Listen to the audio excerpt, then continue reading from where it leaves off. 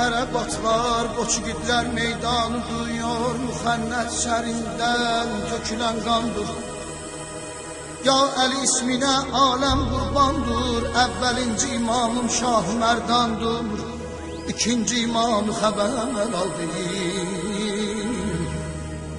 Kəbə qapısında qəndil asandır, behişlər izvana qədəm basandır. Susuz cigərlərin zəhri kəsəndir, ikinci imamım İmam Həsəndir, üçüncü imamı xəbər aldım. Oxudum ey Qur'anı, açıldı zehnim, İlahim Kərbəlaya vardı meylim. Susuz can veribdir nur eyniyem, üçüncü imamım İmam Hüseyindir, dördüncü imamım xəbər aldım. Əzizim xələfim, külli sacidim, qan içindən din gizləyər qaibiyəm.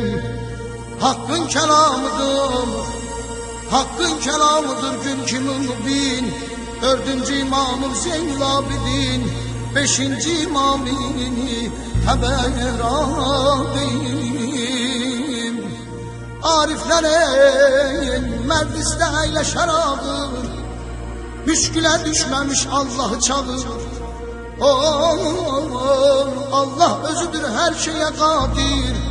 Beşinci imamım Muhammed Bagir, altıncı imamım xəbər aldım. Elimde olurdur alemi hain, huzur-i pakine aliler layık. Edib diyor dininin ümmete şahin, edib diyor dininin ümmete şahin. Altıncı imamım Cafer-i Sadık, altıncı imamım Cafer-i Sadık, yedinci imamı xəbər aldım. Alım ey qələmimi hakkımdan yazım, arif olanlara demek ne lazım. Kaş o bağda olaydım özüm, yedinci imamım Musa-i Kazım, sekizinci imamı xəbər aldım. Qılın ey namazlısı ye qalmasın qəzam, qiyamət günündə verərlər cəza. Matəmlərdə olan saxlayan əzam, sekizinci imamım İmam Rıza, dokuzuncu imamı xəbər aldım. Bu isimler iki cahanda alidir. Ağam Əli Kevser üstə saqidir, onların yerin cennet bağıdır. Dokuzuncu imamım Muhammed Təqidir, onuncu imamım xəbər aldım. Kalbimden Həsəndən Hüseynin dağdım, həfsədir ibadət her seher çağdım. Bize kısmet olsun, bize kısmet olsun o cennet bağı.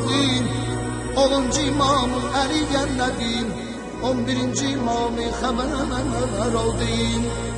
Seher dan yerinden əsbərim, İlahi soldurma sen bu günlerim, var etkinət amin diyen dillerim.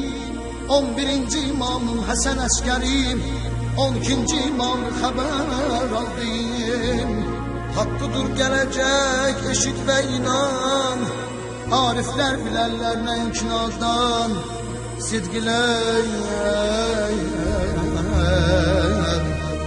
Sidqilə çağırsın onu dost tutan. 12.